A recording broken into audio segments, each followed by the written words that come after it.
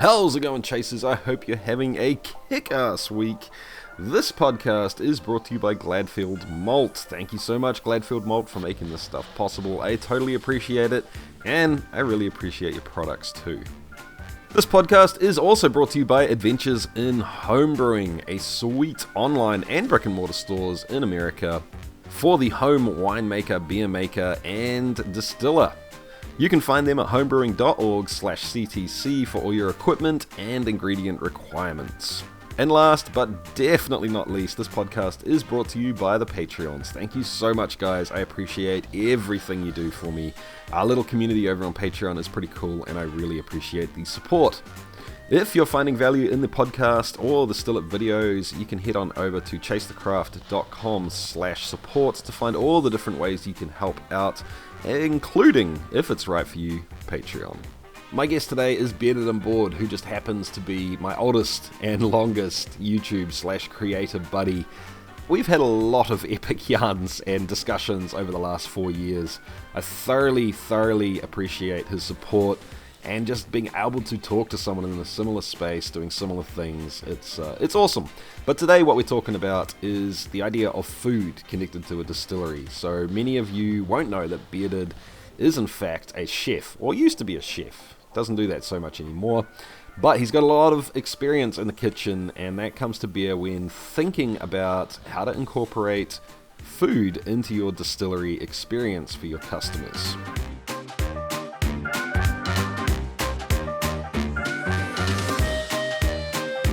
Alright, we're live with Bearded and Bored, whose real name just seems to stay anonymous forever, but that's kind of cool. No, I actually had my name legally changed to Bearded and Bored.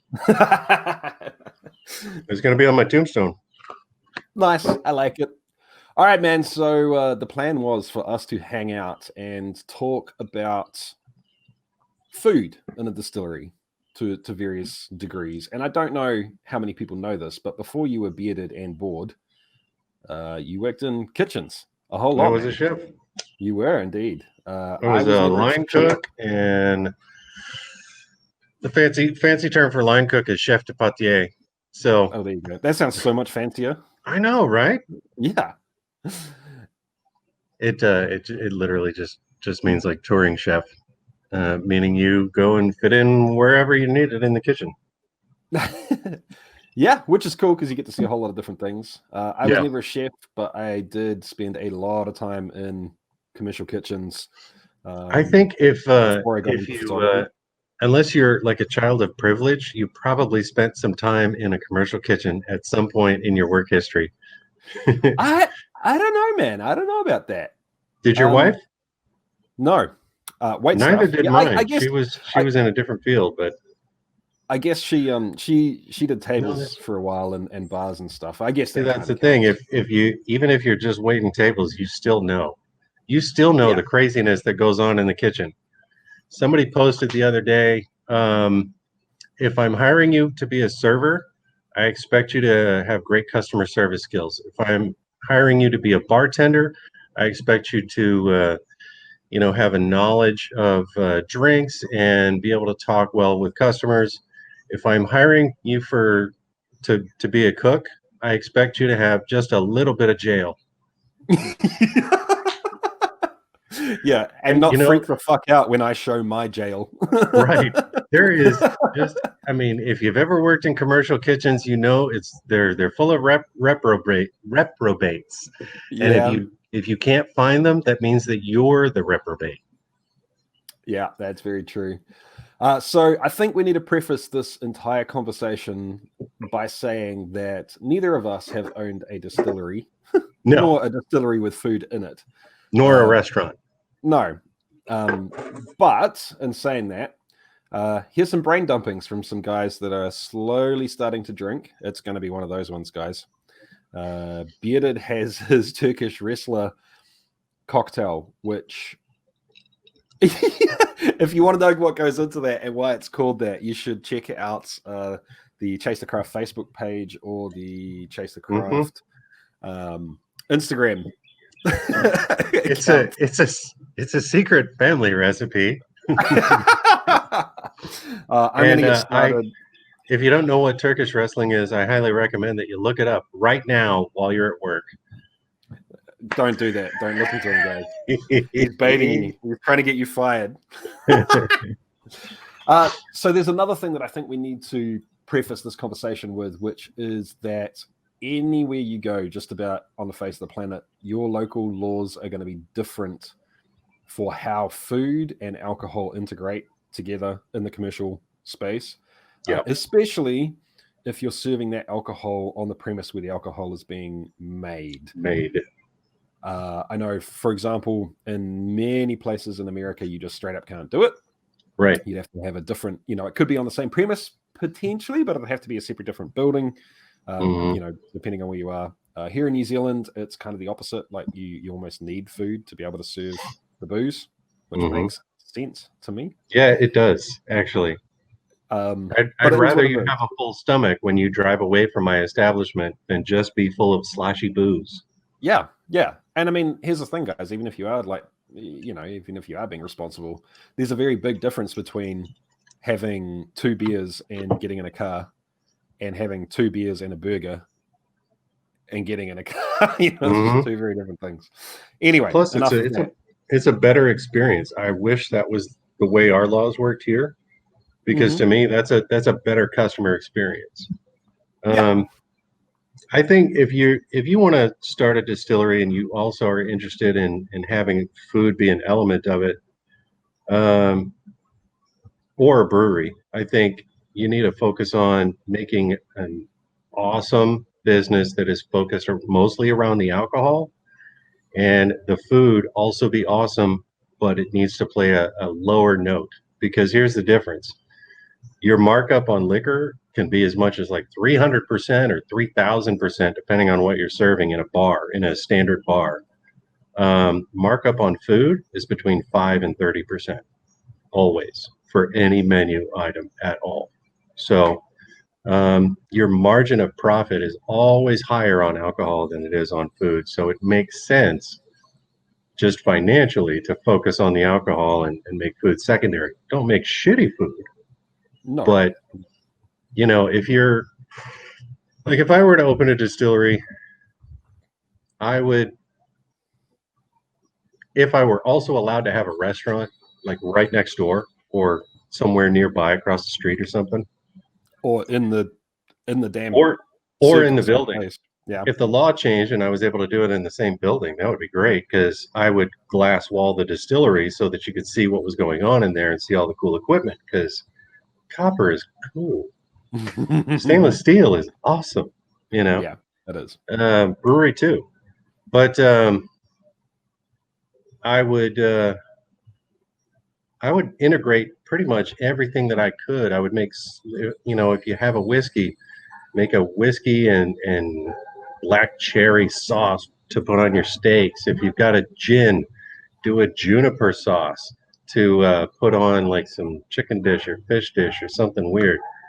Duck would be good. Be good. If you make your own bread, use your spent grain in that bread.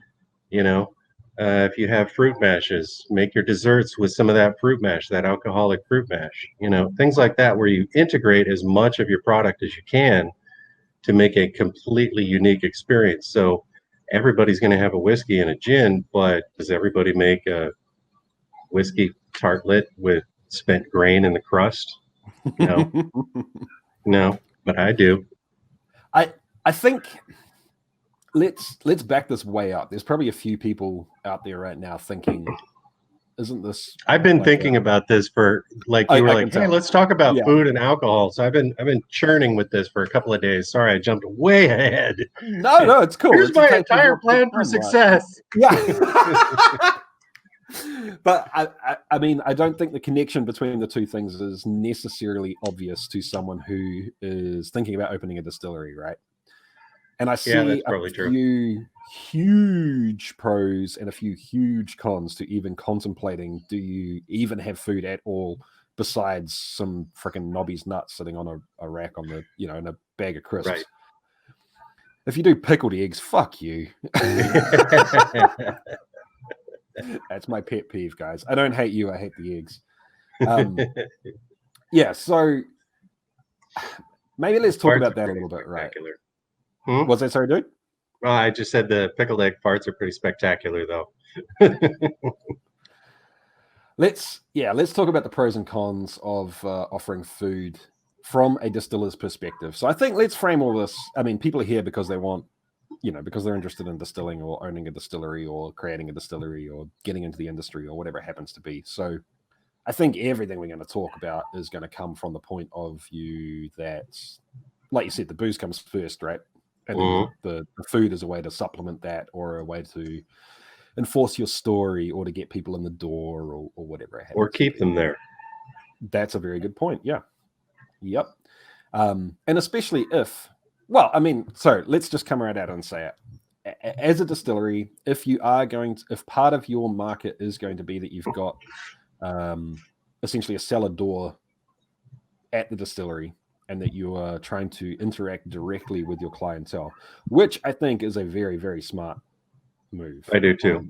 On a whole different lot of levels, right? Unless you're just going with like, I'm just a commercial distiller and I'm just sending it straight to the distributor to go to a shelf somewhere and not interact with my customers. That's one tack. I mean, some people go that direction, but if you put your heart and soul into this and you want to kind of share what you've made and share your story from your perspective, food is a good option to add to your quiver of arrows to make sure that happens, that you are telling the story, that you are creating your own market. Yeah, I agree. And I mean, let's face it, if you're going to start a distillery up now, I had a long talk with Daniel from the Whiskey Tribe about this in our podcast. Sorry, guys, I can't remember the episode, but you'll be able to find it by his looking for his name. Like maybe 10. I think it was 10. Yeah, 10 or no, I think it was 11. Somewhere around there. I don't know. One of the things that he was saying is the days of becoming a rock star through owning a distillery are gone. This is not going to happen. Right. What can happen is you'd have a very solid local business and, you earn the same sort of amount of money and respect or whatever you want from a distillery as the guy down the road that owns whatever, the restaurant or the computer store or something. Yeah, you're not going to be you're not going to be Tito Beverage. No. Most likely. Or Jameson. It's not going to happen. Right. But you could still earn a respectable income for your family and take care of your community. Yeah. So and if you're going to do that, you need the community, right? So the idea of opening up a distillery and just supplying distributors, I don't know, man. Unless you spent $5 million on that distillery and you're putting out 100,000 bottles every other month, you're not. And you've got another 5 mil sitting in the bank for marketing, right? So people know who the hell you are. Yeah. If that's your game, then a restaurant's not going to do it for you. Yeah, and why the hell are you listening to this? Why aren't you on an island somewhere if you got that kind of money? Oh yeah. So my point being is that food is one more little thing that you can do to get people in the door, right? If you can get them in the door, you have a chance of getting them to try your products, your spirits, which is the main thing you're trying to sell, and they fall in love with it and they keep buying it. They talk to their friends about it, so on and so forth. And a lot of distilleries are also in locations where foot traffic's not a thing, right? Yeah. So turning your distillery into a destination where people take friends. Someone comes from out of town and stays with these people. Oh yeah, let's take them to Bearded's Distillery. Because it's a fun night, that kind of thing. And food plays a huge role in converting a place to a destination like that, right? Yeah. So you can either,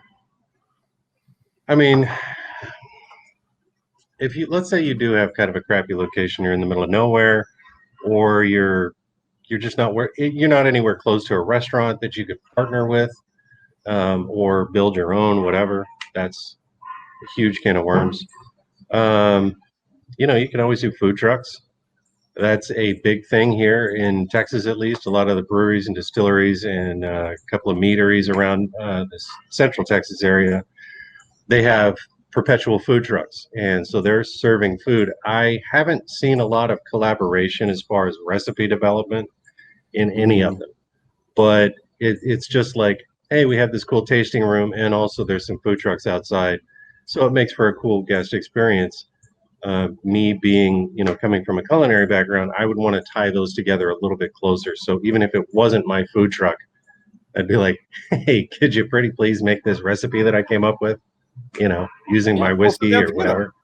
You guys bring some And food, we'll bring some booze. Let's hang out for yeah, an evening and let's hammer some ideas out. Yeah, for sure, man. yeah. And, it's things like that, that if you can, like Jesse was saying, if you can keep people around for more than just your tasting room to try a couple of cocktails that taste like the other guy's cocktails down the road who also makes gin or also makes vodka or whiskey or whatever. Granted, nobody has a Turkish wrestler, but that's not going to keep people there and spending their money and coming back and bringing friends. You've got to create some sort of an experience. I don't mean a theme park or a themed restaurant by any stretch. You never want to go down the themed restaurant kind of thing. No. So even if you have a distillery, you don't necessarily want to kit out your restaurant in nothing but whiskey barrels, because it's going to get old. People are not going to want to come back again and again. How many times have you been to Cracker Barrel? Person who's watching this right now, Yeah. I've been like twice in my whole life. Yeah. It's just themed restaurants work for a little bit, but they don't really keep people coming back. So make things that are unique to you, but mostly make it feel comfortable. Make sure that your staff treats people like family. Make sure that your cooks know what your vision is. Make sure that if you have food trucks, make sure they're on the same page as you. Make them part of your family, because if you don't, if it's all separate, it's going to feel that way to your customers, and they're going to shop here to buy a couple of bottles and a couple of cocktails. They're going to shop here to maybe get a hot dog or a hamburger or something, and then they're out, and then you won't see them again until maybe next year.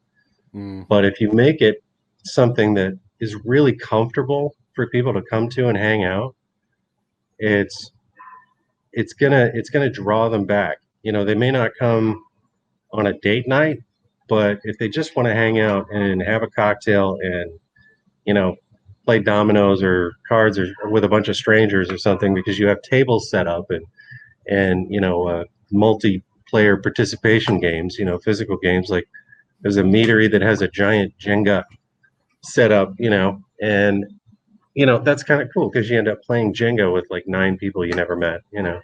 If you can create experiences like that around your business, to make it feel like you're just hanging out at home or hanging out with friends in their backyard, that's going to go a long way to making those secondary sales where people start recommending you to their friends and their family, or bringing their friends and family with them, and that just blossoms out further and further into the community.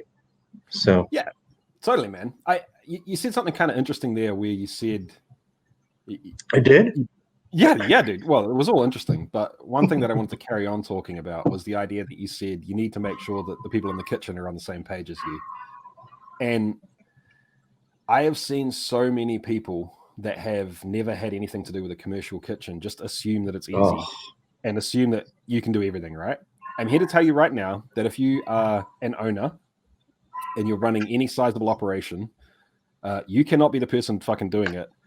No. Especially if you have a distillery as well. So if you've got a small distillery and your goal is to make craft spirits, you better stick to your knitting, dude. I'm telling you right now, you don't have enough time in the day to make craft spirits. Yeah, and like you don't for have me, enough time in the day to run a restaurant. You can't do both. For me, I would have to fight with myself about not being in the kitchen. Yeah. Because that's my first inclination. That's where I have the most experience. If you have a lot of like management experience, you might want to oversee the front of the house operations, because a kitchen or a restaurant, it requires a lot of attention, and it makes you think that you have to be there, but you really need to just hire awesome people and make sure that they know exactly what you want, so they can run the day to day and you can sit your ass next to the still and make awesome spirits, because ultimately that's where all your money is. That's the lifeblood. That's the gold coming out of the golden egg coming out of the goose. The goose is your still. It is not the restaurant. Yeah, and even further down the line, the horrible cheesy adage of you want to be working on your business, not in your business. You need time to put into strategy and marketing and all those sort of things. Yeah. So I guess my point here is I want to warn people.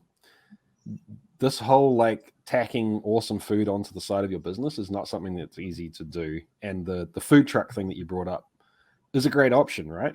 If you don't have any restaurant experience, or if you have not seen an episode of Kitchen Nightmares or Restaurants on the Edge, first of all, watch those shows because it teaches you a lot. Second of all, let somebody else handle it.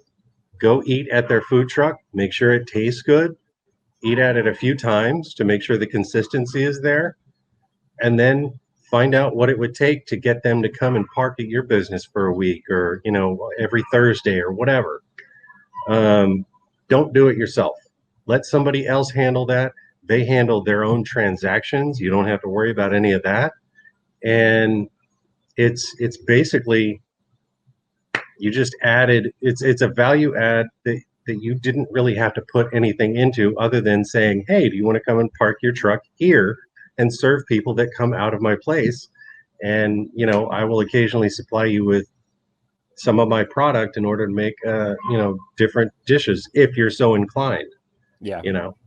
But if they're just like a hot dog and hamburger place, that's not gonna be part of the arrangement. But let somebody else handle this shit if you don't have experience. Yeah, totally. So my buddy Matt runs Brave Brewing in Hastings. So shout out to Brave and Matt. Awesome guy, awesome food. If you're ever in the area, make sure you go in and hang out. And the reason it's awesome food is he does exactly this, right? He extends invitations to food trucks that he thinks are sweet, that he thinks are making awesome food. It's great for him because he essentially has to have food there provided to be able to sell the booze. The food trucks love it because they roll up and there is a hard indoor kitchen sitting there that they can use to prep in. Right. It's right next to the truck. The truck literally parks kind of almost like on the awning of their, like where you sit and buy food. And because the laws here, people can literally take 2 steps out the door, order their food, walk back inside, sit down on the leaner or on the table with, 1 week it's dumplings, the next week it's fried chicken or whatever. Yeah. See, that sounds like a perfect setup. Sounds like a perfect setup. Yeah. And it's great for the punters too, because he gets an excuse to communicate with people through Facebook and Instagram and all that. Hey, guess what? XX, whatever kitchen is back for 2 weeks. Make sure you come down. And then you go, oh, you know what? I haven't been to Brave for a couple of weeks, and that is good food. I better get down there the next week while they're still there. So there's all these advantages to it. And another thing, if your area allows you to do it, live music. Music. Yeah, why not? Just get in local artists and either pay them or let them collect tips or both, whatever the arrangement you come up with. But as far as providing live music, always go listen to the bands first. Don't just hire out on Craigslist for local bands, come and play here for X amount of dollars, because you never know whether or not they're good. They might suck. I mean, the other thing is too, you need to decide what sort of place you are, right? And I know you said that you don't want a themed restaurant, and I know what you mean by that. You don't want, so here in New Zealand, every now and again you run into Mexican restaurants because Mexican food is almost non-existent. Well, it used to be. It's coming in now, and when you did find it, it was atrocious. New Zealanders just didn't get the concept, and if you did get the concept and you started selling the food, your clientele would beat it out of you until you were selling shit as well, because no one wanted to eat it. Sweet chili, like Thai sweet chili sauce, is horribly spicy for lots of New Zealanders. They go and order a Mexican style burrito and then bitch and moan that it's too hot. Anyway, so it's like, oh my god, is there pepper in this ketchup? It's horribly spicy. like black pepper. Oh my god, yeah, Yeah, get out of here, Karen. yeah. You know, and you'd roll up and there'd be sombreros everywhere, and yeah, Yeah, it's just not good. But in saying that, you need a common thread running through your entire business, right? yeah, And if your thread is not, this is where people come to party, then you're not going to have that sort of music. If it's right. not where people come to chill, yeah, my point being is if it's, you want to be the place where people come and hang out and talk, you maybe don't want live music. It's kind of hard to Hmm. talk while there's a band playing, right? Right. Um, If you have a bunch of really awesome whiskeys and you want people to talk about those whiskeys and taste things together and interact together based around those whiskeys and that culture, then yeah, loud live music is not going to be your thing. no. But just like when you're deciding what kind of alcohol you want to produce, and you have to then think about what kind of still do I need, you've got to put that same kind of thought process into what kind of business do I want to have? Is it going to be a place with live music? Is that something I'm comfortable with? Because you're not going to make alcohol that you don't want to drink, and you shouldn't be in an environment for your business that you don't want to be in. Like if you can't stand live music, don't have bands. Just don't do Yeah, stuff like that. yeah, yeah. You know, Because, like you said, it's a if labor you're of not a love, fan right? of spicy food, don't have spicy food there. Yeah, You yeah, know, what are you yeah, going to do for lunch? Go across town? You know, bring in a yeah, bag lunch? No, you eat at the food truck that's outside. yeah. Show everybody how good it is. I mean, I think the food truck option is a excellent. It's a great way to kind of test the waters too, right? Like, so Yeah. you can have a food truck for a year or two, and then sort of say, you know what, it would be really awesome to be able to get a really good chef on staff in here every Hmm. night.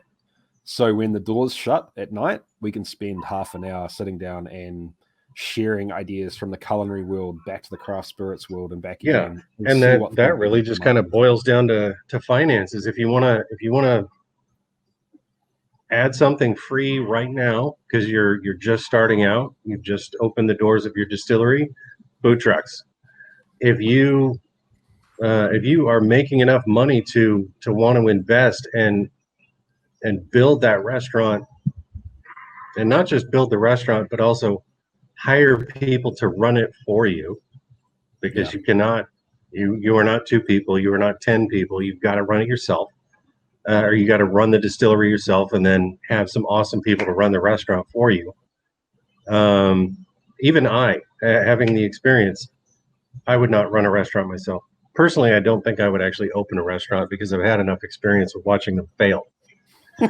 Um, they are a notoriously shitty business to open. The failure yeah, I rate of mean, restaurants is here's the huge. thing. During the lockdown, and this is just kind of common sense, people don't stop using their vice. If their vice is weed, then the dispensaries in California stay open. The liquor stores around here stayed open. None of the bars did, but the bars did takeout where you could go and buy, either mixed drinks or bottles or whatever. Mm, Those things last when the shit hits the fan and the situation gets really bad. There's almost no situation in an economy, in a downturn in an economy, where people aren't going to want to do something to escape. So no matter how bad shit gets, people are going to drink, but they're not going to the restaurant. So if you own a restaurant and you're worried about, now that we've all sat through a pandemic, that's not over yet, except for this guy over here. yep, we kicked its ass, man. Congratulations, New Zealand. Um, you know, that restaurant's going to sit with the doors closed while you're still making liquor, and closed doors is lost money. So those are all things to think about. Yeah, totally. I think, I mean, I guess the reason I brought that up is I think that's an excellent option, and I think we could just stop the podcast there, you know. But we've got some time to talk, and there's a few other things that I'm really interested to get your opinion on. So I think maybe from here on in, let's assume that someone has decided to to take the next step, or just to go balls deep from the beginning and open some sort of establishment. Yeah.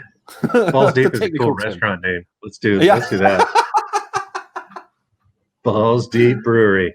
I feel like you'd need to have a really cool system. No, that would just be the restaurant name. And then you'd have to have like a sister name for the distillery. That by itself, the distillery isn't weird or dirty, but when you put it together with Balls Deep, then it's funny. I don't know. Or you could have like the Balls Deep Distillery and right next to a taco shack. Yeah.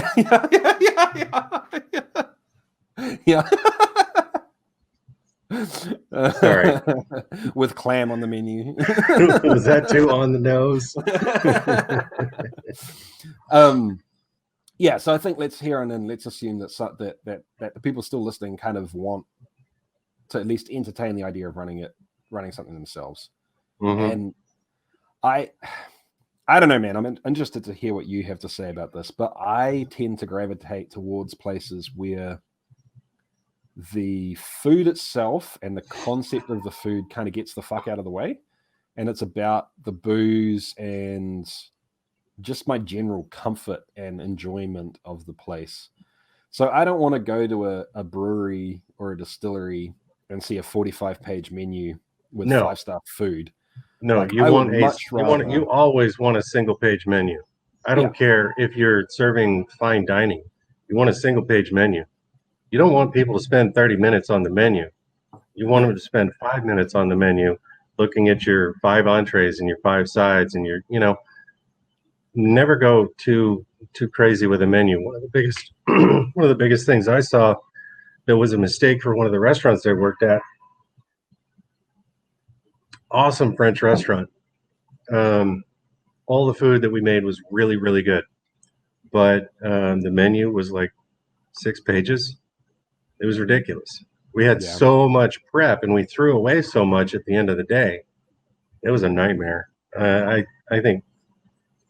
I almost feel like on some nights, when the tourists weren't in town, we had more going in the trash can than we had going out the front door. I believe it, man. I wasn't even thinking about it from a logistics and prep point of view. I was just thinking about it from a conceptual point of view. And I guess what I was saying as far as the concept, I mean, make food that people want to eat, that most people want to eat. Most people like comfort food. Most people like burgers. Most people like, I don't know, just think about your region, your area. What do you always want to go eat? What do your friends and family always want to go eat? What makes people feel happy? I'm kind of the Gordon Ramsay school of thought when it comes to redesigning a menu. When you pare something down from all the shit that, everybody added 19 items to the menu one day.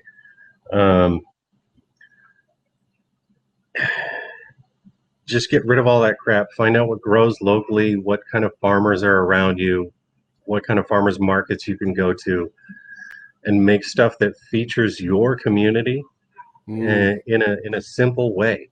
You don't need to have items that are so goddamn confusing and, it has this sauce and a drizzle of this and, fuck all that, man. Just make good food. Just make everything should taste fantastic all the way across the menu. If you can't do that, you have too many things on the menu and you need to edit.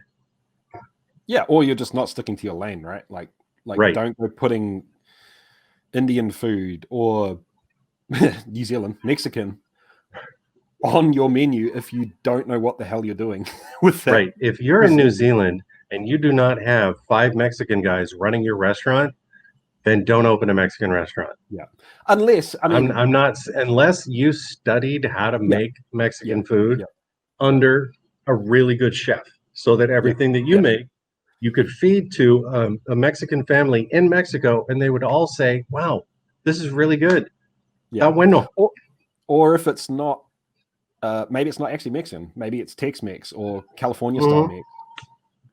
But you have to nail what you're making. And I guess that's what I was driving at before, right? I don't want to go to a brewery and look at a whole bunch of French fine dining items on the menu.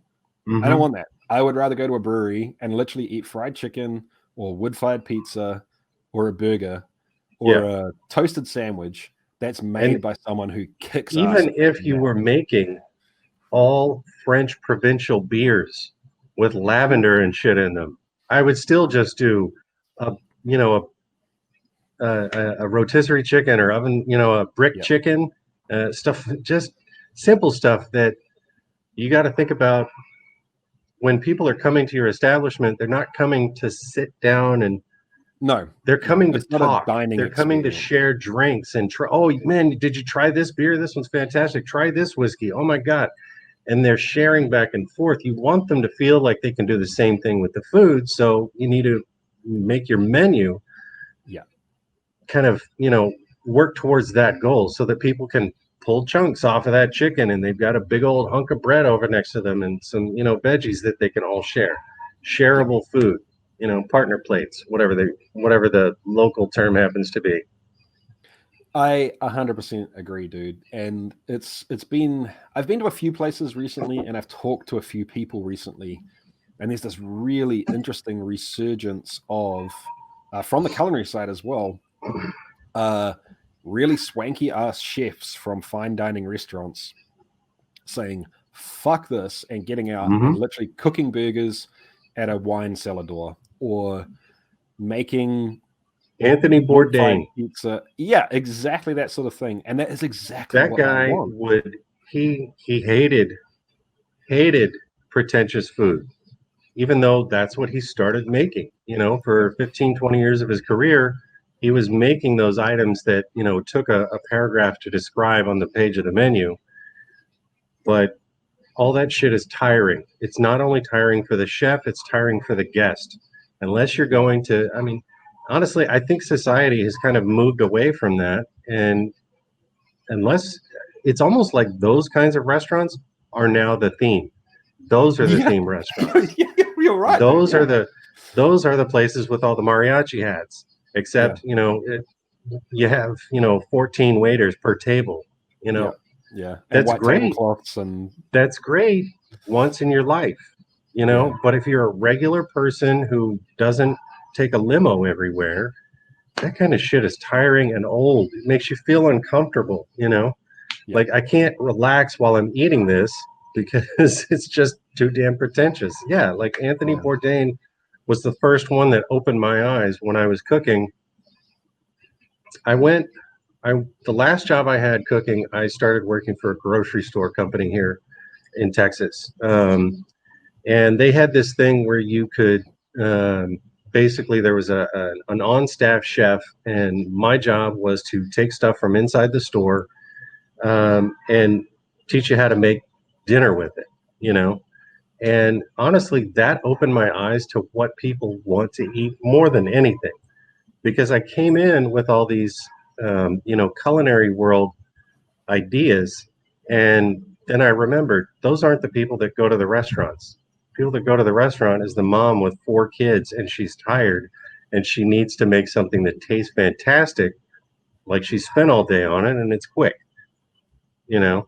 And when you start thinking about who your clientele is rather than what you think they might want, just think about who's actually walking in your door, you know?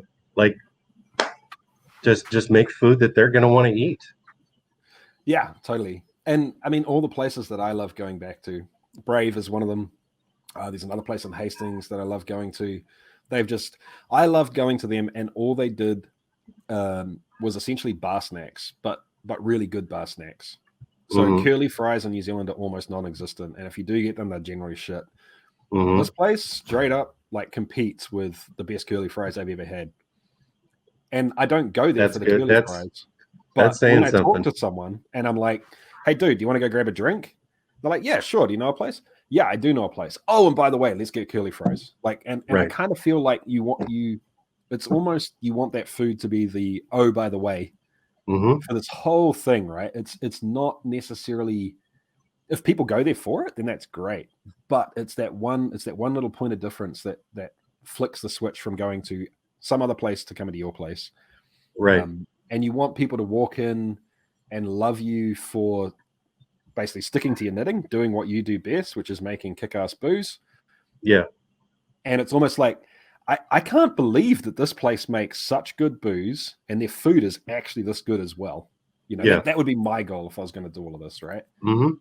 And it might be, you know, like you say, maybe there's only 3 things, like In-N-Out style. There's like maybe a little more than that. There's like 2 or 3 burgers and 2 or 3 sides, full stop, finished. I mean, you can have a full menu, but it needs to be on one page.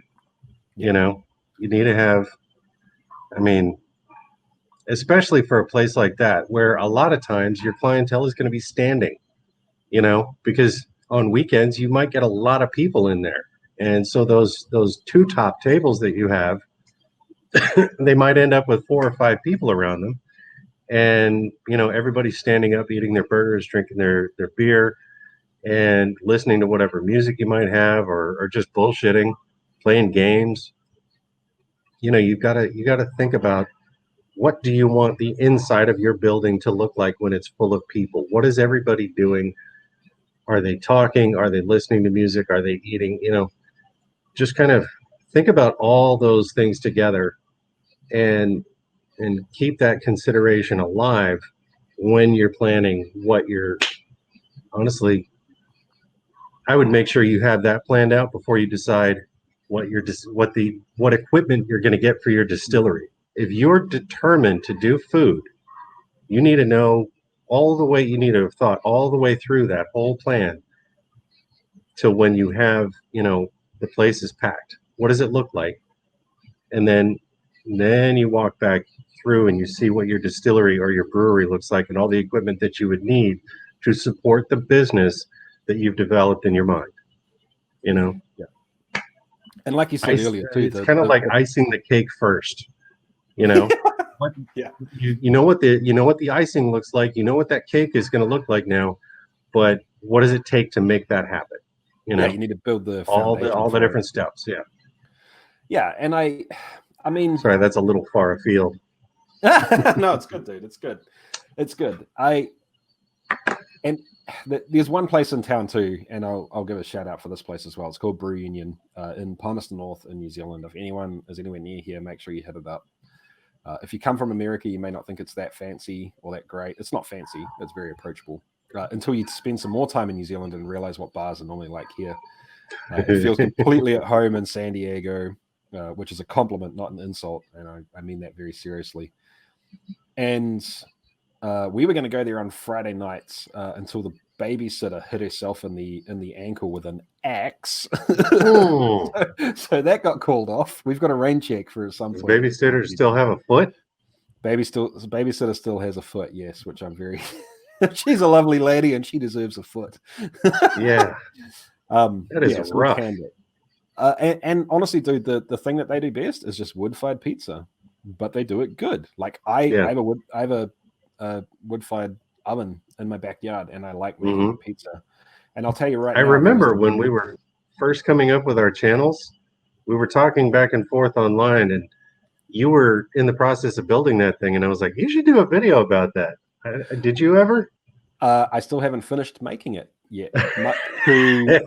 This is like ammunition for my wife. What? It's built. You have unfinished projects? Yeah. He looks around at his own yard full of logs. Yeah, dude. My wife tends to give me shit for that. Right around this time of year, when summer comes to a close, and she's like, "You missed your window again. You didn't finish it." I just need to weatherproof it. But my point is, throw some trash bags on it; it'll be fine. Oh, yeah, it's basically got a giant trash bag on it now. My point is that I've invested a lot of my hobby time into making wood-fired pizza, and I do a pretty good job of it. It's not amazing, but it's damn good. And if I went to a restaurant or a bar or anything, and I ordered wood-fired pizza, and it's not as good as what I can make at home, I am pissed. Like, why the fuck did I just spend $16 on a shitty little pizza? Out the door, never coming back. Never coming back. Screw you guys. You lost your chance. How hard is it to get the one thing you do right? Basically is what I'm thinking, right? Yeah. And that sounds harsh, but it's 100% true. That's how we all are. I Yeah, mean, 100%. you're not gonna waste your money, giving somebody a second chance if they fuck up something that you make. You Yep, know, yep, totally. if think of a really complicated menu item that you've never made and you don't know how to make. If they fuck that up, you might be like, that seems like it's really hard to make. I can see I'll how give you they, one more chance. I'll give Yeah, you one more chance. My wife had the XYZ and she said that was really good, so we'll go back. But if yeah, you fuck up a pizza, yeah, no more yeah. chances. No, and the reason that I love Brew Union is because they do a really good job of wood-fired pizzas. It's maybe not the entire, like, it's not exactly the style of pizza that I like all the time, Yeah. but I can get behind the fact that it's a personal preference that's different, not a quality, a process, a skill as a pizza maker thing, if that makes sense. Mhm. So I guess if you can dial things way back to a few core ideas on maybe your menu is, if you can't cook it in a wood-fired oven, we don't make it. Right. That can be, and you can make stuff from all over the world, different types of cuisine, but it's all wood-fired Mhm. pizza. And I guess that's what I was saying with a common thread. Yeah. But making something simple like that, you can master it. You can get the kitchen to a level where it is very, very, very good food, even though it's simple. Quickly. Yeah. That's Yeah, the yeah, main yeah. thing And, is, and speed, yeah. you want them to nail it on day one, because your grand opening, you can have a soft grand opening, but where it's just friends and family and maybe a couple of business owners nearby. But when you do a big grand opening, don't do it until you're ready. Yeah. If that pizza And is not perfect every time it comes out of the oven, wait, yeah. wait. Yep. And I think the thing that people, I've seen them do this so often, right? It's kind of like, well, we're here for X, and we've got this other part of the business that's tacked on almost as a necessity. And that doesn't really matter. What we hit, everything you do in that establishment reflects on the quality of your gin. Yep, If I if you're 100%. there and half-assing it on this part of your business, why should I trust you to whole-ass it on this other part of your business, right? Yeah, and that's you've got to think about every aspect of your business, not just the food, not just your booze, your service staff. If your wait staff is rude, or they're not the kind of person that you want to hang out with when you're getting food, then don't let them work for you. Yeah, You need to have people that mesh with you really well, so that they represent you the way you would want to represent yourself when you're not in the room, you know? totally. So you've got to think about all those different aspects. Or if you have food trucks, make sure they're run by awesome people that you like hanging out with. If the guy that makes the really cool chili dogs that you have in your parking lot is a total dick and drunk half the time, but he makes awesome chili dogs, get somebody else. You know, you do not want a Yelp review. Yeah, the booze were good, but man, that chili dog guy was a complete asshole, and he kept putting his dick all over my chili, and Which is ironic because the Tucker truck, because right, the chili dog truck was called Balls Deep. I didn't realize it was going to be yeah, literal. Yeah, dude, it's a tricky one, man. And I think the staff need to be on the same page for everything, right? Like if yeah, you're a distillery that is making craft whiskey, you can't have, like, even a waiter that isn't serving drinks. You can't have someone who just doesn't like whiskey and doesn't get why people are here and doesn't care and is like, oh yeah, we do whiskey, but I don't know, I don't get it. You need honestly, everyone to be if into everything. if I had a business, the first thing I would do before we ever open is I would have each and every one of those people sit with me when I make a batch, when I run the still. I Yep. want them to know the work that goes into it, the whole process, so that they get invested in the grain that's going into my fermenter or into my mash tun, and so that they're invested in the drops that come out and in what goes into the barrels and all that, all the way through the process.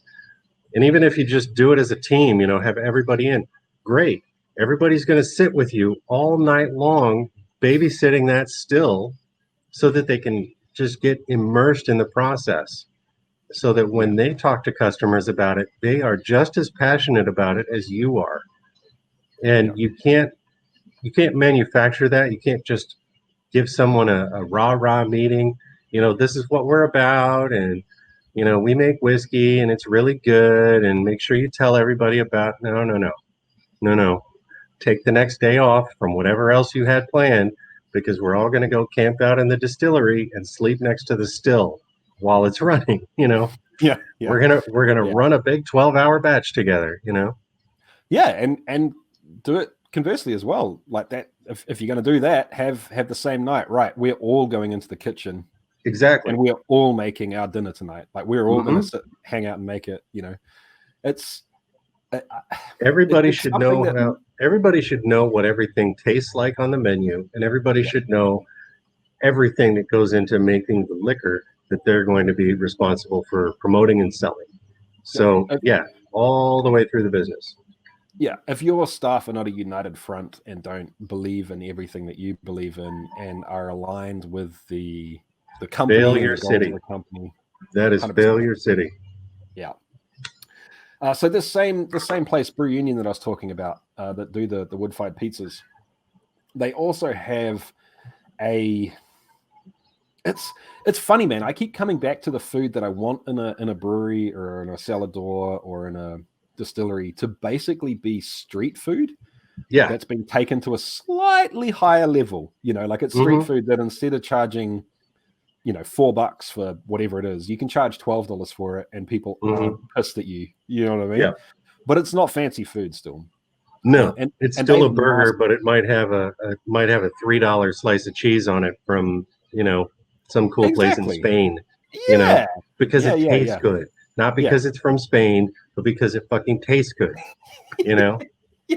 And the Totally. bacon on this burger was made by my friend down the road who's got a pig farm and a smokehouse, and all Yeah. the cool things that you can still kind of have that rustic made here feel, but have a little bit of a story behind it.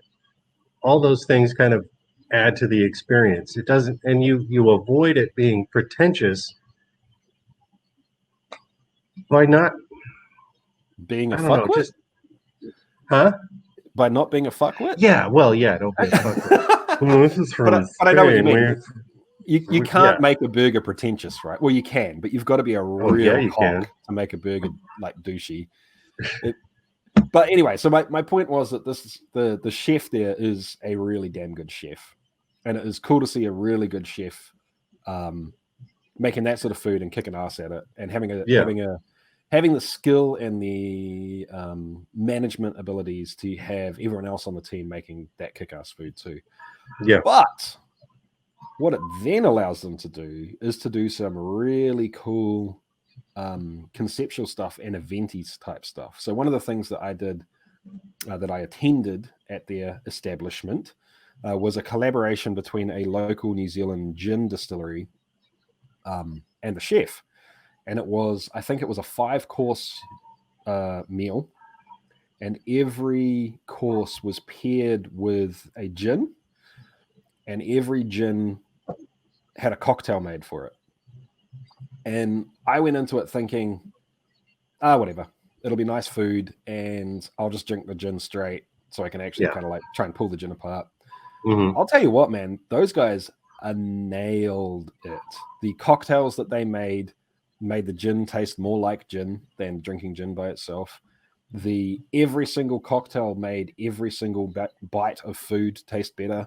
Every single bite of food made every single drop of gin or cocktail taste better. And every single course and pairing kind of had not like a full story to it, but I guess a theme to it. Yeah.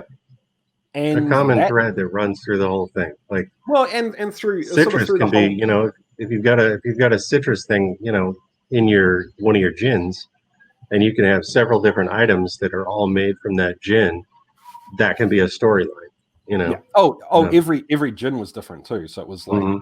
like 5 different gins with 5 different foods. Yeah. And that doesn't happen unless you have a chef of that kind of caliber working at your location, right? Like, Hmm. so that turned into a really cool event. It was cool for the distiller because he could show up and show his stuff off to everyone. And it was it was actually a collaboration between the two. So Hmm. like they'd been talking for weeks and weeks and weeks ahead Yeah, of yeah, time, yeah. back A and lot of forth. planning goes into that stuff Yeah. because it's So an exhibition for both venues. Even though they're separate exactly. businesses, they're working together to draw more customers to both of them. Yep. And the fact that that's what it is, it's an experience and it's an evening of being entertained by food and booze means that you can do stuff that I would never dream of doing on a regular menu, right? Because you pre-sell tickets, there's 150 Hmm. people, asses and seats. That we're doing every second plate is different, or everyone gets exactly the same thing, or whatever it happens to be. Hmm. You don't have the concern with prep and all those sort of things. So I would be very interested to hear. I know this is a little bit off the top of your head, and I'm cornering you here and putting you on the spot, but if you had a classically trained chef on staff, Hmm. what other sort of things would that enable you to do? And I think this circles right back to what you're saying at the beginning, right? Like using the alcohol that you have in certain sauces, or pairing things together, or Yeah, I mean, there's a there's a whole lot that you can do. You can you can make a burger fantastic by having a whiskey sauce on it that uses classical French techniques to create it, but you don't have to go into that on the menu, you yeah, know. it's just a whiskey And sauce. Yeah, but having a really high end chef who knows what the fuck they're doing to produce that and produce it consistently every single time, um, like it came out of a bottle. That's that's one of the things that's really important for restaurants is so that my experience when I come in November is the same as it's going to be in July of next year.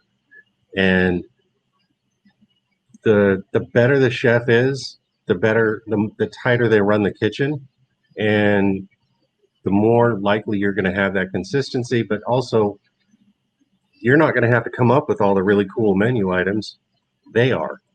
They're yeah, going to sit with you and baby the still, and they're going to learn how mashes are made and how that whiskey or gin or whatever is made, and they're going to love it because let me tell you, the chef part of me loves the shit out of recipe creation when it comes to liquor and beer. That is one of the most interesting things about this hobby for me is the fact that you can take one ingredient, modify it very slightly, like getting the grain from a different field, and you have a completely different product. And having a chef that is competent enough to be able to taste that whiskey that you made last year and the whiskey that you made this year and say, you know what, I think because this has a higher vanilla note or this has more wood tannin, whatever, we need to do a different sauce. We need to go with a different tack. I think we should even use lamb instead of beef, and whatever. That's what a really well-trained chef is going to be able to do. And it's not just somebody that went to culinary school, it's somebody that has experience and also the willingness to learn from you and do things that you want done without too much of their own ego in the way. yeah, yeah. I When I mean, when chefs are young, speaking from personal experience, we are dicks. We're absolute dicks. Let me tell you a little story. I was in culinary school, and I was not in with my wife, but we were friends. And her sister was having a Thanksgiving party and invited me over. And I got just drunk enough to critique her boyfriend's gumbo.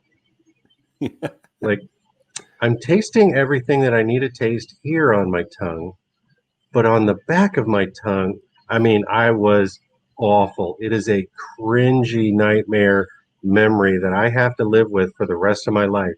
Here's the fun part. My sister-in-law lives next door. I have never made gumbo for her ever, and I never will because I know she remembers that night. And that kind of ego sometimes will stick with a chef through their entire career. They'll always be like that, even when they're wrong. Avoid that. Yeah. Look for that, know that it can happen, and avoid that in a chef. Yeah. And it's funny, man. I think it's with any hobby, with any craft. It's so often when people feel like they have something to prove is when they're the biggest Especially when ask. you have ownership over something. When not, and I don't mean physically I own this business. When you create something, it is mine. This was my creation. This came from me. If you can't take criticism about it, if it's your whiskey or your burgers, you're gonna you're gonna you should just go pound sand because it's not gonna work, man. It's not Oh, gonna dude. work. Yeah. If you cannot have sort of You self-critique, got to take your lumps. Yeah, yeah, and you need to be able to take a step away from your product. You need to be your own worst critic. That's the only way. Perspective. Yeah, I And that's 100%. another thing is when you're picking a chef, you'll kind of, if they are on the same vibe as you and you guys work together great, a lot of times you'll kind of fall in love with how they do things and how you communicate, and you'll become great friends, and you will miss mistakes that they're making. And so you have to have the ability to take a step back and examine the people that you trust the most, as well as really taking a hard look and an examination at yourself and your own practices. Yeah, So it's 100% agree. you've got to be able to critique yourself and critique the people that you trust the most. I think that's almost even more important once you start to discover a little success, right? Yeah. It's pretty easy for everyone to be hungry and What's constantly the looking to biggest get better. criticism? What's the biggest criticism that you have when you find something that's wonderful and amazing and they just started like last year? 2 years down the road, you try it again and you're like, something's missing. This is different. What happened? Are they cutting corners? Did they get a different chef? Are Do they they just not using give a different? shit? Do they not give a crap anymore? Did they sell the business and it's run by new people and I just don't know? Why does this whiskey taste so different? Why is it so flat now? You know, you've gotta be able to take a step back and be critical of yourself and say, my whiskey sucks now. I have to go back to doing things the way I was, or I got to figure out what I'm doing now that I wasn't doing before and eliminate that, or whatever changes I've got to make. You've got to maintain that consistency perpetually. I mean, why is Jack Daniels still so popular? Because it never changes, not ever. It is always the same. You know that the bottle you buy in 1976 is going to taste the same as the bottle bought in 2016. It's always the same. That's how you make money in the long run. If you're like mass producing, but you can take that idea and scale it down to from year 1 to year 5 of my restaurant or brewery or distillery. Is the quality still there? Or better. And or better. Because here's the thing, guys. As a Nobody's craft, going to open the door. It's a good point. Nobody's going to open the door and it's perfect on day one. well, I mean, the other If it thing is is, too, yeah, then you aren't a rock star. yeah. The other thing is too, as a producer of craft spirits, you just don't have the volume to be able to create a completely consistent product. So you're Oh yeah, going never, to have never. variation. You're never going to have a barrel warehouse with 4,000 barrels in it that you can pick and choose a liter out of all the different barrels that you need in order to make that 5,000 liter batch that's going into your bottler. Yeah, so It's if you're going to have variation, your variation needs to err on the side of improvement, and keep and it coming and through. also intention. If the characteristics of what you're producing are going to change and you can't help it because of the size of your business, you need to make that intentional. So, like Garrison Brothers, they have uh, some whiskey that's not my favorite. It's a little too hot. It's a little too sharp. It's a little too tannic.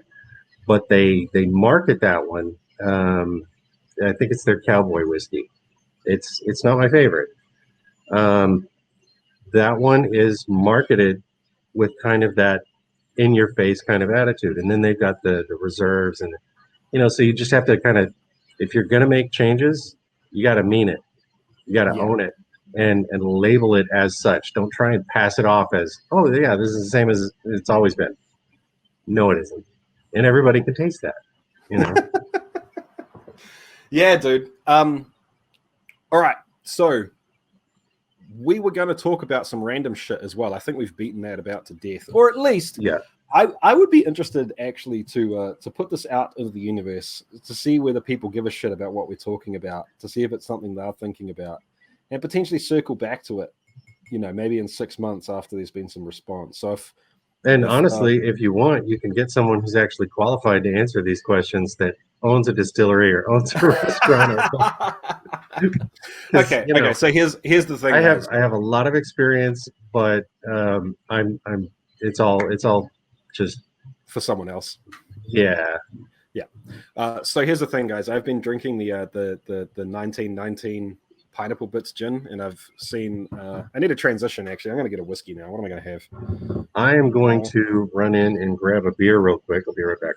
Yeah, no problem. I'll carry on. So I'm going to hit up a Starwood Solera bottle, both of which, guys, guests on the podcast recently, and both of which I am very impressed with their product. So I'm not just drinking this because it's here. I'm drinking it because it's delicious. Let me knock this back. But my point is that we've gotten to the point now where Bearded and I are both obviously slightly tipsy and slightly jolly. Hold on. And I knew we were going to get into the weeds on a few different things to talk about. One of which is I have just started a fermentation with, hold on. There we go. That's the Starwood Solera hitting the glass. Very, very nice drink, by the way, guys. If you can get it, and I'm pretty sure you can get it almost worldwide now. Pick one up and give it a nudge for sure.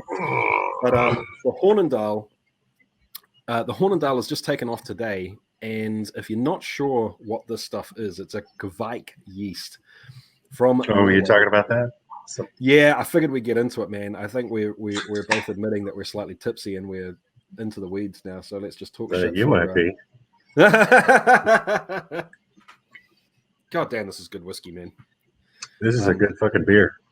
I'm gonna have to. I'll see if I can get a sample of this, the Starwood Solera. I'll see if I can get one over to you, dude. I'll be really interested to see what you think of it. There's some stuff I need to send to you. Okay, cool. So anyway, the Kvike fermenting at 40 degrees Celsius. 40 degrees Celsius. Let me do a conversion for you real quick. What is that? What's your normal temperature? 27? I know we do around. Well, it depends what it is. Beer's 18. Up to about 21, rising over time. Okay. Trying to remember. Start at about 22 to 23 and let it rise up to sort of 26, 27 over time. But this is 40 years.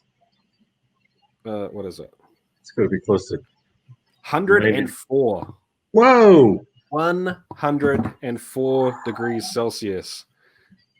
I'm just double checking that to make sure I put the right numbers in. I did. Yeah, that's crazy. And let's back up. Units. That's what that is. Let's back up a little bit further. Even these are beer people recommending 104 degrees or 40 degrees Celsius, and they're normally like with the same yeast that distillers will use. They'll be fermenting at 18 or 19 degrees. And this is the Omega. This is Hornindal by Omega. Okay. Yep.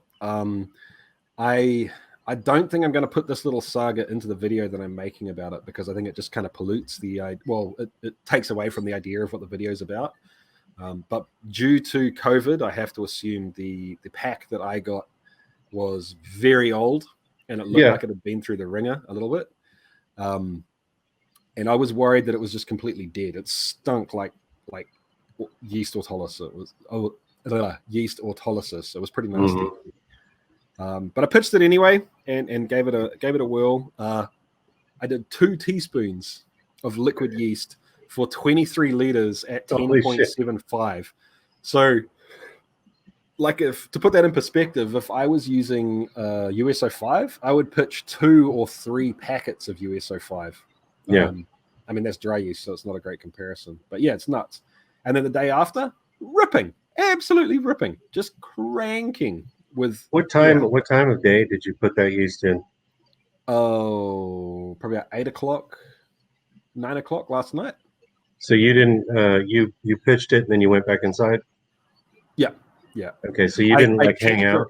No, I checked it about an hour and a half, 2 hours later, because I've heard stories that the stuff will just take off like instantly.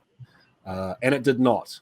But keep in mind that this is yeast that is, dude, like if it was half the viability rate of what it should have been, I would be surprised. I would think it would be even lower than that. It's possible that if you got a brand new fresh pack, that it would kick off even faster than that. But 104 degrees Fahrenheit. Yep, that is nuts. That's at that temperature. That is time to go to the hospital because you have a crazy high fever, and you're just about 4 degrees Fahrenheit away from having a stroke. Yeah, that is crazy. And the smell coming off it right now is absolutely intense. What do you got going on? It's pineapple, but not pineapple. It doesn't have that not citrusy note. It doesn't have that sour tartness that fresh pineapple has. Mm-hmm. They advertise it, I think, as pineapple, mango, and mandarin, which I think is accurate. But I would almost just say more like mango, pawpaw or papaya, whatever you want to call it, and passion fruit, I guess. There's definitely a little citrusiness to it. But is there any of the banana and clove thing going on that you sometimes get? Really? Nothing. That is interesting. So I cannot wait to put this stuff through the still and see.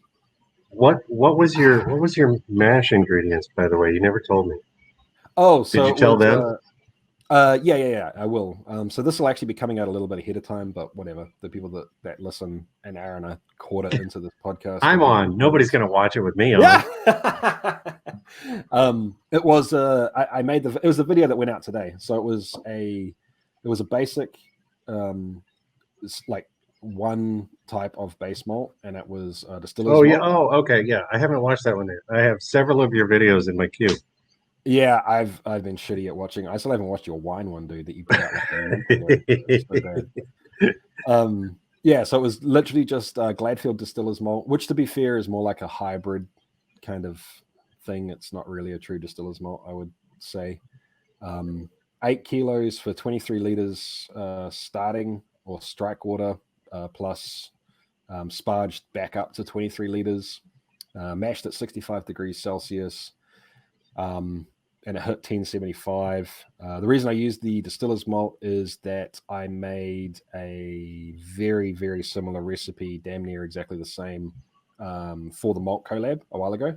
Mm-hmm. So I figured I can use, instead of having to side by side the Hornindal with USO5 to see if it has an impact, I can side by side it with that one I made a while ago. Mm-hmm. Yeah, dude. But if any of that flavor carries through, hell yeah. Yeah, it smells like, it straight up smells like a more tropical version of Nipa. Like it really had, like more. It's like more tropical fruit than that. Bonkers. Doesn't for Nipas, doesn't a lot of the fruit character for those come through from the hops? Yep. Isn't it like most of it or all of it? Yeah. So you're getting this from yeast and grain. Yep. That is nuts. Yeah. It is the single most prominent yeast characteristic I have ever had. Like, have you used? It sounds like it. Before? Which one? SO4. SO4, yeah. Yeah. It's kind of reminiscent of that, but dialed up to 11, like just off the charts. It's bonkers. And I know for a fact that there is a shit ton of distillers using. It's funny. The first people I heard it from was Iron Root, and they let me know that they were co-pitching SO4 and M1. So the the English beer strain along with the quote unquote Macallum strain distiller's yeast, essentially to get some fruity esters going on from the 04 and then clean it up and get a few more sort of congener creating stuff from the one, but to dry it out. And since I've talked to them, there's been a bunch of distilleries that are doing exactly the same yeast regime. But that's this the thing is, if you have somebody like Iron Root that is basically they're the take a chance guys. I mean, there's a lot of guys out there that are doing some amazing things and taking risks and trying new things that nobody else has done. But it seems like, and maybe it's just because I watch your channel all the time, Iron Root is doing a lot of that, and they're doing it really well, and it's working for them. Yeah. So I mean, I guess that's what I was saying. I thought that co-pitching 04 when I first heard it from them, I thought it was something that they were doing that was very experimental. But the more I hear it, the more I think it's pretty. I'm sure that kind of thing has been around a long time. Just because. I mean that exact combination. Oh, that exact combination. Yeah. So these guys, Starwood that I'm drinking right now. I can't imagine anybody else bothering to reveal that combination, whatever yeast strains and combinations they might be using. Oh yeah, the guys at Iron Root, the Licorice Brothers, are insanely transparent. Generous. They are generous. Oh, dude, totally. Sam from Starwood. He told me that they use a fruity brewers strain plus M1. Mm-hmm. And so I'm having a hunch it's probably similar. I know that Balcones do the same thing. Yeah. Anyway, my point being is that this is so freaking fruity compared to 04 that if even half of what it's doing now carries through into the still, it would probably be a case of you'd put down like a few barrels with this stuff and then you'd blend it. Because it's going to come out tasting like a rum, dude. Or that's like what I was thinking when you first said pineapple. I was like, wait a minute, he's not doing molasses. I was like, for the when you were describing all the different fruits, I'm just thinking, wait a minute, he's not doing a rum, he's doing a whiskey. Wait a minute, what? I mean, the plan was to do something that I am most comfortable with, so it's easy for me to compare to A/B it later on and see if there's actually absolutely. In my head. But yeah, I could totally see it being applied to a rum. I think that would be fun. Oh, can you imagine if you had some stinky rotten dunder and then you threw that Kveikin? Oh, what? Yeah, man. Took some dunder and threw some blue cheese in it and old bacon and whatever. Just let it get all stinky and gross on the back porch and then throw in some Kveikin, baby. I mean, it might actually be a good option for more like something more like a clean commercial sweet fruity rum with none of that dunder action, just to make something that's quite like the wood aging experiment that I did with the rum with like 4 different types of wood in it. That one, I mean, it's just Captain Morgan silver, and it's back to that commercial, very consistent flavor. No matter when you buy it, it's always going to taste the same.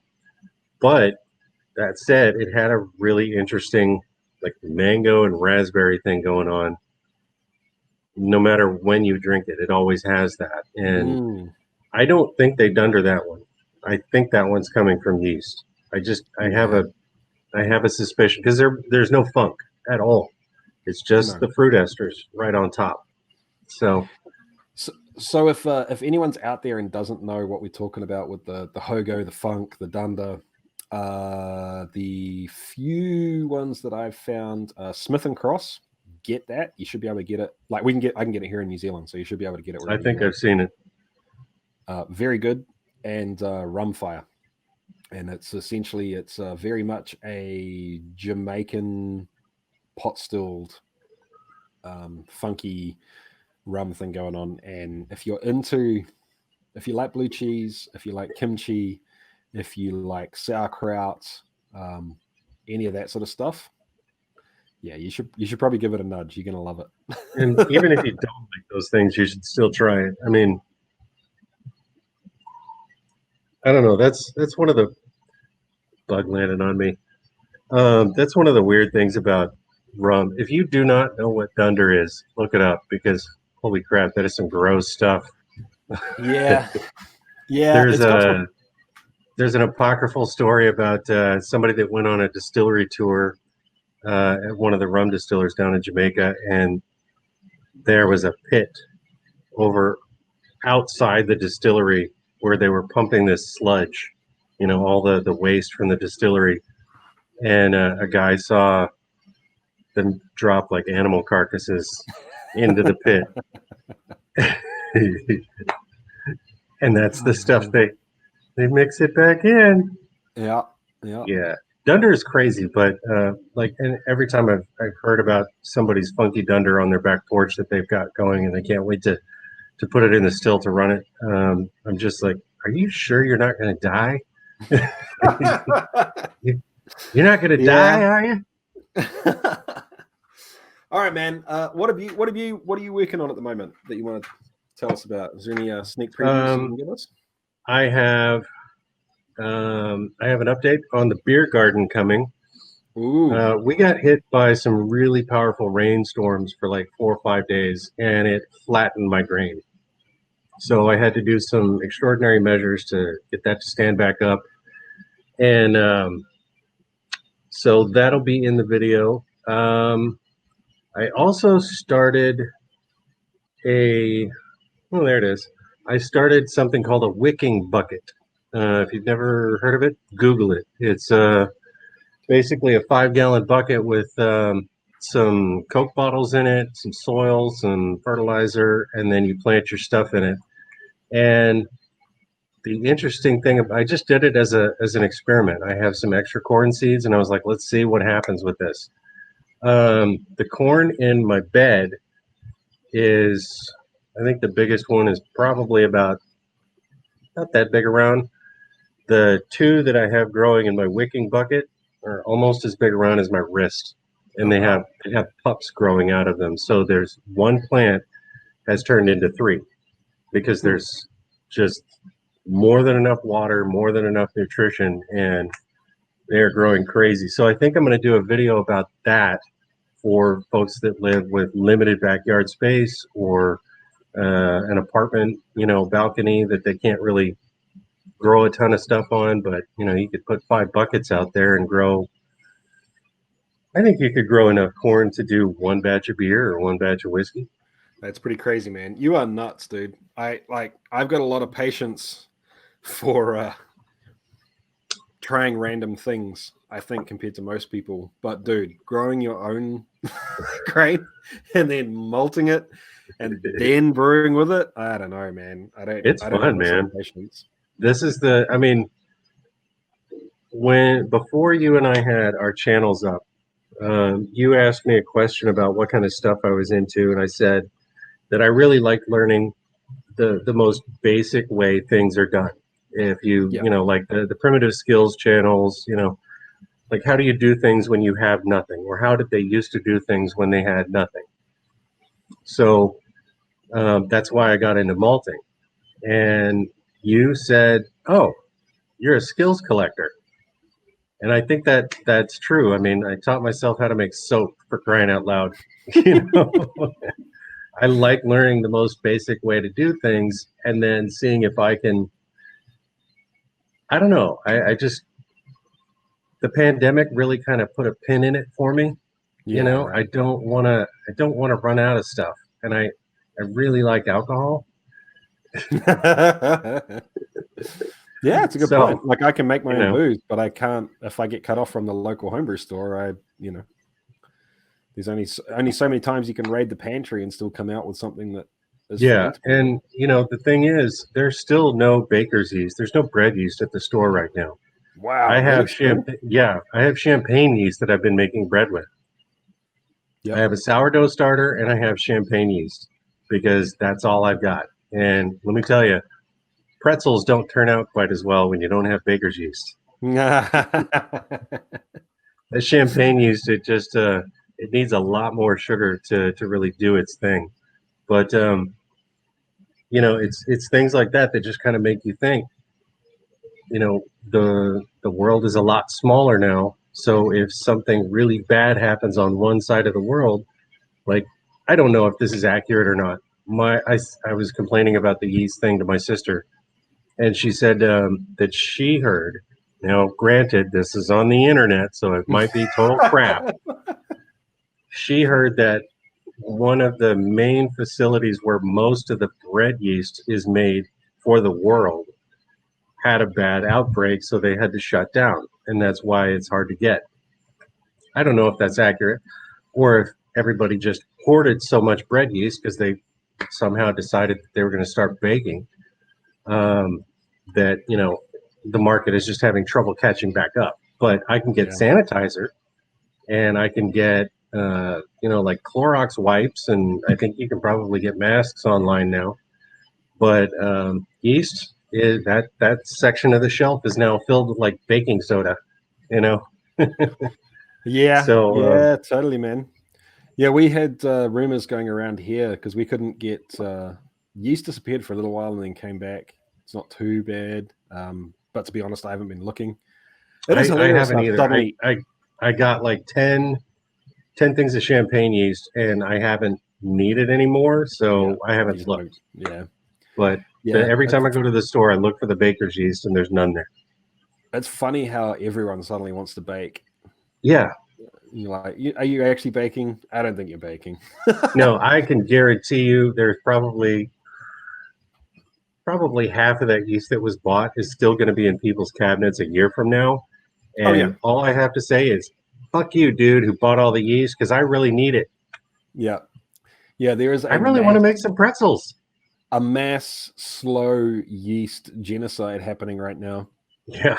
Yeast cells just finding a nasty death in people's cupboards all over the world. Slow, pitiful death in someone's dark cabinet, just desiccating and drying away to nothing. They wanted to go out in a blazing glory in a hot oven. Yeah. Yeah, it's sad. All right, dude. Sad yeast here. I know that we have a fairly long list of questions from the Patreons, and I also know that we've run out of official things to talk about. So I would have put this in the intro, but let people know where to find you on the internet and find your videos. My channel is called Bearded and Bored. And if you don't know that, you probably haven't been watching Jesse's channel very long. But come on over, because I do a lot of interesting brewing stuff, and I am growing my own beer. Yep. From scratch. Other random shit too. You're like milling your own timber and oh, dude. Oh my God. I totally forgot to tell you.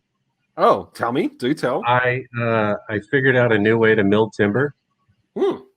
Like I had that sawmill, that the attachment that you hook onto your chainsaw to go horizontally. There's this Russian dude named Max Igorov, and he has a really cool YouTube channel. He's building like a log cabin out in the woods in Russia. Cool.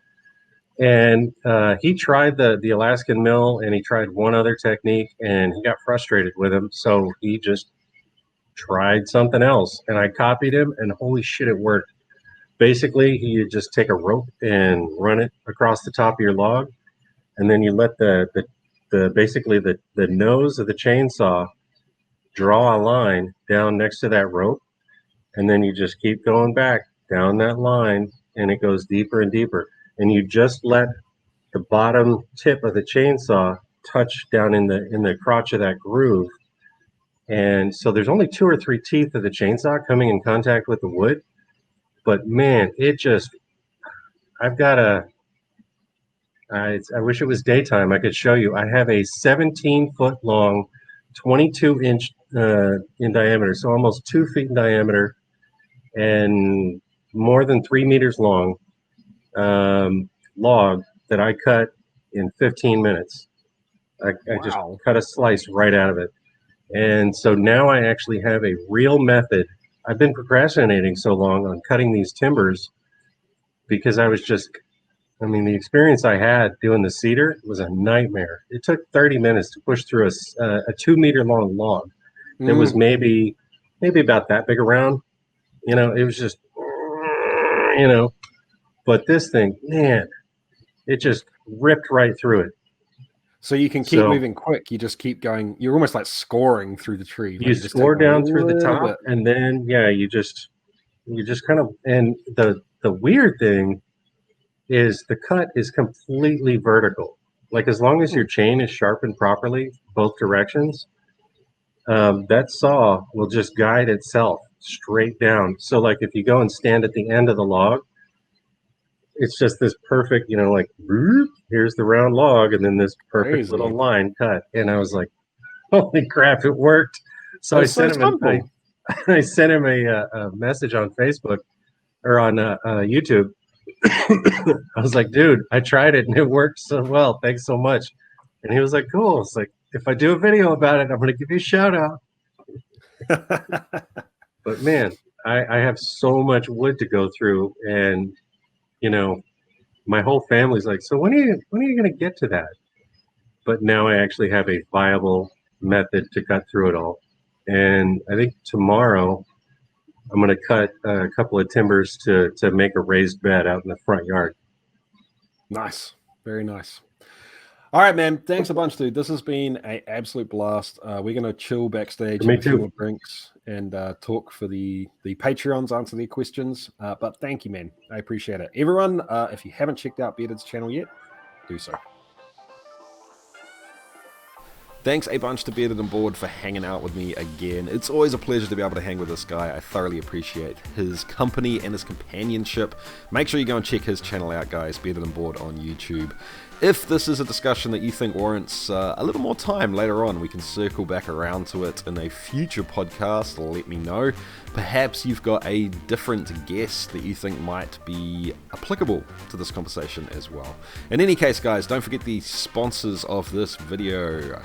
Adventures in Home Brewing at homebrewing.org/CTC, Gladfield Malt, and of course, the Kick-Ass Patreons. Keep on chasing the craft, guys. I'll catch you next time. See ya.